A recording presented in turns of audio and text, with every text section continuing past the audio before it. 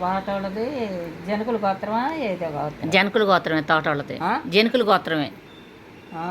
ఆయన గోత్రాలు ఈ గోత్రాలన్నీ ఎవరు చెబుతారమ్మా? ఈ గోత్రాలన్నీ ఎవరు చెబుతారు? గోత్రాలా? పిచ్చుకుంట్లోలే ఏదో నాకు చింతనం అప్పుడు. ఇప్పుడు ఏమో వస్తున్నారు ఇంటికి, మనోడి దాకా వచ్చారు ఇంటికి. ఒక చెబుతారు, గోత్రాలు చెప్పుకుంటా పోతారు.